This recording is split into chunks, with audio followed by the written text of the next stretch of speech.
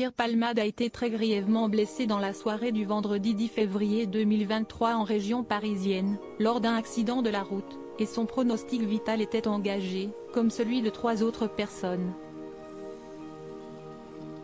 Les faits ont eu lieu sur la D372, dans le sud du département de la Seine-et-Marne, entre Villiers-en-Bière et Perthes.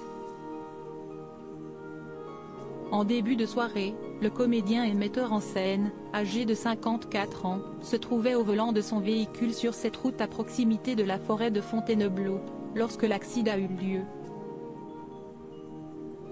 On a un accident principal avec le véhicule conduit par Pierre Palmade et le véhicule arrivant en face, avec à son bord une famille, a relaté le parquet de Melun, contacté par l'AFP, confirmant une information du JDD.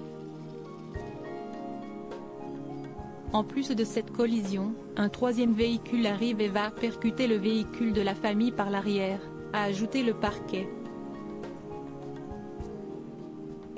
Des personnes en fuite?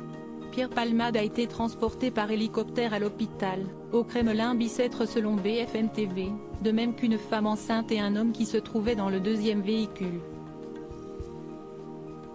Leur pronostic vital, et celui d'un enfant de 6 ans qui se trouvait aussi dans le deuxième véhicule et a été évacué par la route, sont engagés. Un homme de 80 ans, légèrement blessé, se trouvait dans le troisième véhicule.